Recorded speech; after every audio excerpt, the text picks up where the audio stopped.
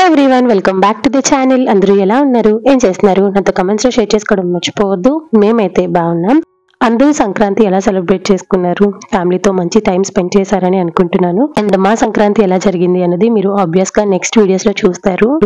ఈ రోజు వీడియోలో ఒక కంప్లీట్ డే వ్లాగ్ లాగా కాకుండా జస్ట్ ర్యాండమ్ గా బిట్స్ అండ్ పీసెస్ లాగా ఒక 1 వీక్ పాటు వీడియో షూట్ చేశాను. అవన్నీ క్లబ్ చేసి ఒక వ్లాగ్ లాగా మీకు ప్రెజెంట్ చేస్తున్నా. గోపి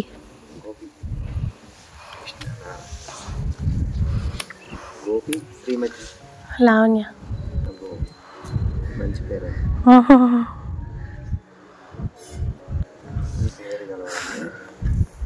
ఎక్కువగా భక్తి శ్రద్ధలతో ఉంటారు. అవునా? మా రామితన్ ఆశీస్సులు మీకు ఉండాలి. సంక్రాంతి హాలిడేస్ కి అమ్మ వాళ్ళ ఇంటికి వెళ్ళాలన్న ప్లాన్ అయితే ఏమీ లేదు. కాకపోతే నాకు కొంచెం హెల్త్ బాగాలేదు, ఒకసారి హాస్పిటల్లో చూపించుకుందామని చెప్పేసి వచ్చాను. ఇంకా ఇంటికి వచ్చిన తర్వాత నైట్ డిన్నర్ లోకి లైట్ గా ఇడ్లీ తినాలి అనిపించింది. బేసిక్ గా నేను అసలు ఇడ్లీ తిన్ను, అలాంటిది తినాలి అని చెప్పంగానే మా నాన్న వెళ్ళి ఇడ్లీ బ్యాటర్ అండ్ కావాల్సిన చట్నీ అవన్నీ కూడా బయట నుంచే తీసుకొచ్చేసారు. ఇడ్లీ బ్యాటర్ చూడగానే ఏదో తేడా కొట్టింది. సరేలే బయట నుంచి తీసుకొచ్చిన రుబ్బు కదా అని చెప్పేసి ఇంకా ఇడ్లీలు పెట్టేశాను. ఈ ఇడ్లీకి కాంబినేషన్ గా పీనట్ చట్నీ కూడా తీసుకొచ్చారనమాట.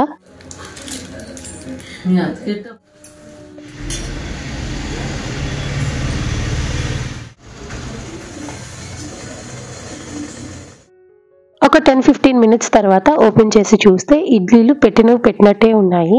అంటే బ్యాటర్ ఏదైనా తేడా కొట్టిందో ఏమో మరి. చూపిస్తాను చూడండి. ఇడ్లీలు కాస్త అప్పడాల్లాగా అయిపోయాయి అనమాట. చేసేదేం లేక ఆ రోజు నైట్ ఫుడ్ బయట నుంచి ఆర్డర్ చేసేసుకున్నాను. నెక్స్ట్ డే మార్నింగ్ అదే బ్యాటర్ తో దోశలు వేస్తే దోశలు అయితే చక్కగా వచ్చాయి. ఇప్పుడు అర్థమైంది అది ఇడ్లీ బ్యాటర్ కాదు, దోశ బ్యాటర్ అని. చూసారా, భావన నా కోసం దోశలు వేస్తుంది. అండ్ ఈ లోపే టిఫిన్ తినేసి రెడీ అయ్యాను. ఏమంటే హాస్పిటల్ కి వెళ్ళాలి, మా హస్బెండ్ వస్తానన్నారు తీసుకొని వెళ్ళడానికి. మమ్మీ కొంచెం చెయ్యేద్దేస్తున్నా, అలాగే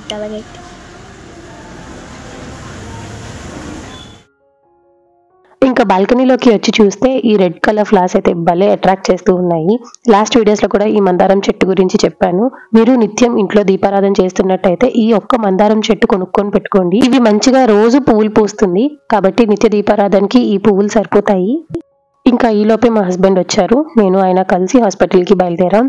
లాస్ట్ టైం నేను నోస్ సర్జరీ చేయించుకున్నాను కదా, అది సక్సెస్ అయ్యింది. కాకపోతే ఈ వింటర్స్ చల్లదనం వల్ల మళ్ళీ నాకు నోస్ పెయిన్ వస్తుంది అనమాట. వెళ్ళి చూపిస్తే left side of the nose లో మళ్ళీ కండ బలిసిందని ఏదో చెప్పారు. నెక్స్ట్ టైం మళ్ళీ డాక్టర్ విజిట్ ఉంది, అప్పుడు క్లియర్ గా ఇన్ఫర్మేషన్ తెలుస్తుంది. ఆ రోజు నా సిచ్యువేషన్ నవ్వాలా ఏడవాలా ఏం చేయాలో అర్థం కాలేదు. అంటే మ్యారేజ్ అయిన తర్వాత యాజ్ అ కపుల్ గా ఇలా మా ఇద్దరం బైక్ మీద వెళ్ళడం ఇదే ఫస్ట్ టైం. రిటర్న్ ఇంటికి వెళ్ళేటప్పుడు రెస్టారెంట్ కి కూడా వెళ్ళాము. ఇది కూడా ఫస్ట్ ఎక్స్పీరియన్స్ అనమాట. నేను వెళ్ళింది రాజుగారి ఇంటి విందని చెప్పేసి రీసెంట్ గా వైజాగ్ రామ్ నగర్ లో ఓపెన్ చేశారు.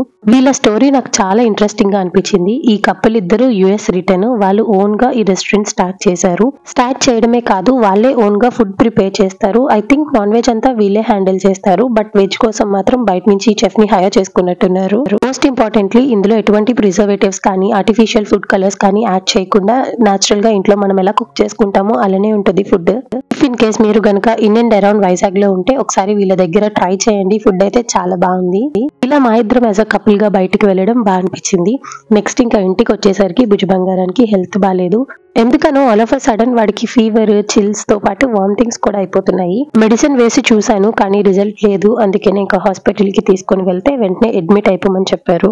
అలా అనుకోకుండా వాడిని హాస్పిటల్లో జాయిన్ చేయాల్సి వచ్చింది. ఫస్ట్ ఇనిషియల్ గా ట్రీట్మెంట్ స్టార్ట్ చేసిన what was the thing going around అని చెప్పేసి బ్లడ్ టెస్ట్లు అన్ని చేశారు. సో ఫైనల్ రిపోర్ట్ లో తెలిసింది ఏంటంటే వీడికి నిమోనియా ఉందని. చేసేదేం లేదు, ఒక 4 to 5 days వరకు హాస్పిటల్లోనే ఉంచమన్నారు. స్టార్టింగ్ ఇనిషియల్ డేస్ లో అసలు చాలా వీక్ గా ఉన్నాడు అనమాట.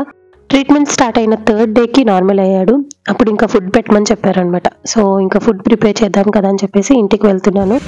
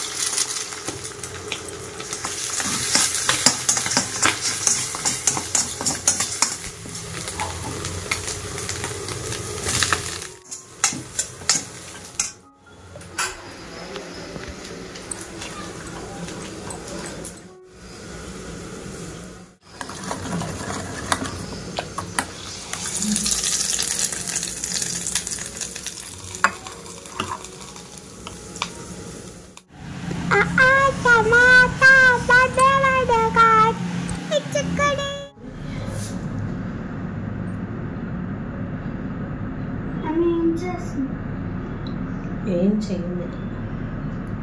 తీసేసి ఏం చేస్తావు? ఏం చెయ్యలేదు.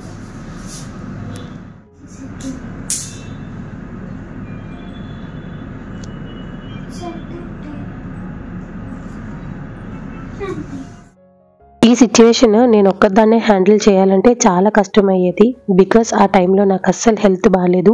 దీన్ని ఇక్కడ జాయిన్ చేశాను కాబట్టి 24/7 నేను వీడి దగ్గరే ఉండిపోవాల్సి వచ్చింది. లక్కీగా నా ఫ్యామిలీ సపోర్ట్ ఉంది కాబట్టి సరిపోయింది.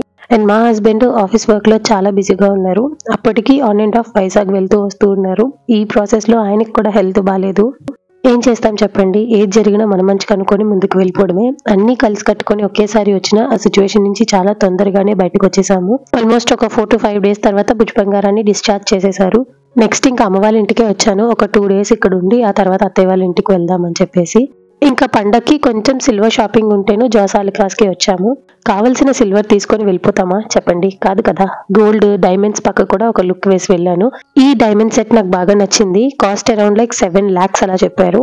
అప్పుడు డైమండ్స్ మీద ఒక 20% ఆఫర్ ఏదో రన్ అవుతున్నట్టుంది. జస్ట్ అలా చూసి వచ్చేసాను. నెక్స్ట్ ఇంకా జగదాంబాకి వెళ్ళి టైలర్ దగ్గర నా బట్టలన్నీ కలెక్ట్ చేసుకుని ఇంటికి వచ్చేసాము.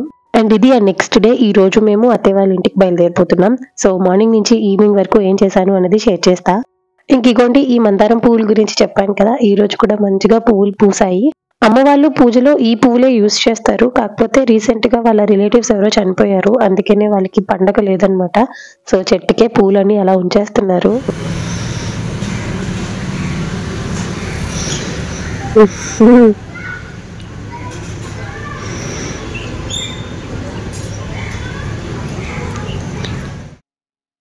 ఇంకోండి, ఇంటి దగ్గరికి చేపలు అమ్మే వాళ్ళు వచ్చారు. అమ్మ బుజ్జి బంగారం వెళ్ళారు కొన్ని చేపలు తీసుకోవడానికి. ఈ వింటర్స్ లో పొద్దున్నే ఆ బ్రైట్ సన్ లైట్ లో మొక్కలన్నీ చాలా కలర్ఫుల్ గా కనిపిస్తాయి కదా. నాకైతే లిటరల్ గా ఐఫీస్టే. అమ్మ వాళ్ళ ఇంటి దగ్గర చాలా మొక్కలు ఉన్నాయి, అందులో మనీ ప్లాంట్స్ ఎక్కువ ఉన్నాయన్నమాట.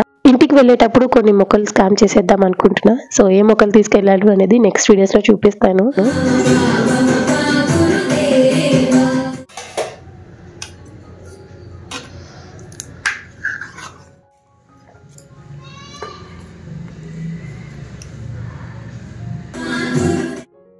ఈ రోజు మార్నింగ్ బ్రేక్ఫాస్ట్ కి దోశ అలాంగ్ విత్ బొంబాయి చట్నీ. ఈ కాంబినేషన్ ఎంతమందికి ఇష్టమో కమెంట్స్ లో చెప్పడం మర్చిపోవద్దు. నాకైతే చాలా ఇష్టము. బొంబాయి చట్నీ చాలా బాగుంటుంది. వైజాగ్ సైడ్ ఎక్కువ ప్రిపేర్ చేస్తూ ఉంటారు. అలా మంచిగా ఫ్రెష్ అయిపోయి టిఫిన్ తినేసిన తర్వాత ఏం చేయాలో అర్థం అవ్వక బుజ్జి బంగారం ఇక్కడ కూర్చొని మంట కాసుకుంటున్నాడు.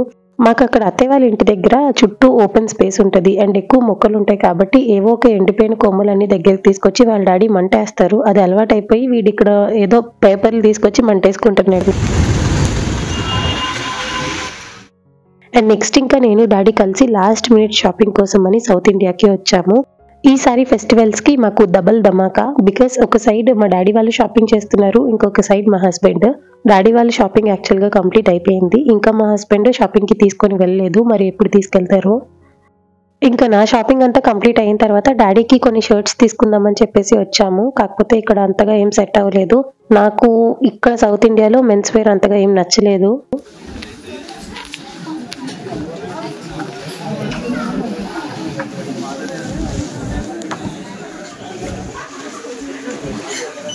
సరిపోద్ది డాడీ, పట్టేస్తా, బొజ్జ పట్టేస్తా. ఎవరు రెండాళ్ళకి ఇచ్చేస్తే. డాడీకి అయితే షాపింగ్ ఏమీ చేయలేదు, అక్కడ కలెక్షన్ ఏం బాగాలేదని చెప్పేసి ఇంటికి వచ్చేసాం. రాగానే గుర్తొచ్చింది, నేను యాక్చువల్ గా గోరింటాకు ఇంటి దగ్గరకు వస్తే తీసుకున్నాను. అది ఎక్కువ రోజులు బయట ఉంచేస్తే పాడైపోతుంది, అందుకనే ఇంకా రుబ్బేస్తున్నా. రుబ్బేటప్పుడు అందులో కొంచెం చింతపండుతో పాటు నలగడానికి అని చెప్పేసి కొంచెం పెరుగు వాటర్ యాడ్ చేశాను అంతే.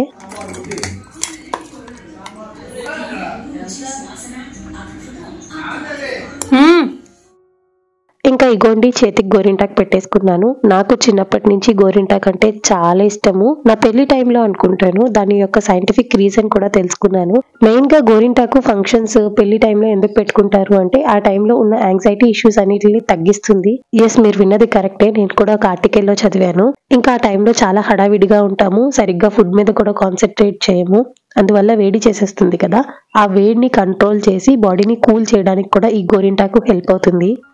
అలా చెప్పుకుంటూ వెళ్తే చాలానే సైంటిఫిక్ రీజన్స్ ఉంటాయి. ఈ సైంటిఫిక్ రీజన్స్ అన్ని ఓన్లీ న్యాచురల్ గా వచ్చిన గోరింటాకు గురించి చెప్తున్నారు. కానీ మనం ఇప్పుడు ట్రెండ్ కి తగ్గట్టు ఎక్కడ ఫంక్షన్స్ కి ఈ గోరింటాకు పెట్టుకుంటున్నాం చెప్పండి. అందరం ఇంకా ఫంక్షన్ టైం కి ఆ కెమికల్ మెహందీ కోన్స్ అప్లై చేసుకుంటున్నాం కదా. సరే, ఇంకా ఇక్కడైతే మా పిన్ని వాళ్ళు వచ్చారు భుజబంగారాన్ని చూడడానికి. చిన్న పిన్ని రీసెంట్ గానే హైదరాబాద్ నుంచి వచ్చిందనమాట పండక్కని. యాక్చువల్ గా మేము లాస్ట్ ఇయర్ జూలై ఆగస్ట్ ఆ టైంలోని హైదరాబాద్ వెళ్లాల్సింది మా పెద్దన్నయ్య పెళ్లికి. కాకపోతే అదే టైంలో అనుకోకుండా all of a sudden correct గా మా అన్నయ్య పెళ్లి అయిన 24 hours కి నా పెళ్లి ముహూర్తం కూడా కుదిరింది. ఈ విషయం అందుకనే హైదరాబాద్ వెళ్ళలేదు. చాలా డేస్ తర్వాత పిన్ని వాళ్ళని చూస్తున్నాను. అదే అనుకుంటున్నాం, పెళ్లి అయిపోయింది, నువ్వు అక్కడికి వెళ్ళిపోతున్నావు, నువ్వు ఇక్కడ ఉంటే బాగుంటుంది, మంచిగా టైం స్పెండ్ చేసే వాళ్ళని అని. కానీ ఏం చేస్తాం, అమ్మ వాళ్ళకి పండగ లేదు. అందుకనే నేను రిటర్న్ మళ్ళీ అత్తయ్య వాళ్ళ ఇంటికి వెళ్ళిపోవాల్సి వచ్చింది. ఇంకా పిన్ని వాళ్ళు వెళ్ళిన తర్వాత బుజ్జి బంగారాన్ని కూర్చోబెట్టి చదివిస్తున్నాను. వీడికి ఎప్పుడైనా బాగాలేదు అంటే చాలా కామ్ అయిపోతాడు. ఏ మాత్రం కొంచెం తగ్గిందా వెంటనే ఇంకా పులైపోయి రెచ్చిపోతాడు అనమాట. ఆ టైంలో వీడి టాంట్రమ్స్ ని హ్యాండిల్ చేయడం చాలా కష్టము. అప్పుడేం చేస్తానంటే ఇంకా ఎవరిని రూమ్ లోకి రానివ్వను, నేను బుజ్జి బంగారం మాత్రమే ఉంటాము. ఇప్పుడు ఇలా చదివించడము ఆడించడము ఏదో ఒకటి చేస్తే వాడే నార్మల్ అయిపోతాడు. ఆ రోజైతే కొంచెం అలా చదివించాను. అండ్ ఇది ఆ నెక్స్ట్ డే ఇంకా మేము అత్తయ్య వాళ్ళ ఇంటికి బయలుదేరిపోతున్నాం అని చెప్పేసి మమ్మల్ని చూడడానికి మునమ్మ మునుమామయ్య వచ్చారు. వీళ్ళు ఈ రోజు మార్నింగే వైజాగ్ వచ్చారు పండక్కని. ఈ లోపు బుజ్జి బంగారానికి బాగాలేదని చెప్తే వీడిని చూడడానికి అని చెప్పేసి ఒకసారి ఇటు వచ్చారు. ఇలా అందరికీ బాయ్ చెప్పేసి అత్తయ్య వాళ్ళ ఇంటికి రిటర్న్ నేను బయలుదేరిపోయాను. ఈ సిచ్యువేషన్ చాలా కష్టం అబ్బా, ఎందుకంటే పండక్కి అందరూ ఒక దగ్గరే ఉంటారు. కాకపోతే నేను ఒక్కదాన్నే ఇక్కడ అత్తయ్య వాళ్ళ ఇంటి దగ్గర పండగ చేసుకోవాలి. ఇంక ఇక్కడ పండగ అన్నట్టు ఏ క్లీనింగ్ చేయలేదు. అందుకనే ఒక 2 days ముందే బయలుదేరిపోతున్నాను. ఇంకా అత్తయ్య వాళ్ళ ఇంటి దగ్గర చాలా పనులు ఉన్నాయి. అవన్నీ కూడా ఎలా చేసుకున్నాము అండ్ మా సంక్రాంతి ఎలా జరిగింది అన్నది నెక్స్ట్ వీడియోస్ లో అప్డేట్ చేస్తా. అండ్ ఈ బ్లాగ్ ని ఇక్కడతో నేను చేస్తున్నాను. ఈ వీడియో కనుక మీకు నచ్చినట్టయితే like, share, comment and please do subscribe to our channel. Don't forget to press the bell icon for more videos. చూసారు కదండి, ఇది ఇవాల్టి వీడియో. మళ్ళీ నెక్స్ట్ వీడియోలో కలుద్దాం. అంతవరకు టేక్ కేర్ అండ్ బై.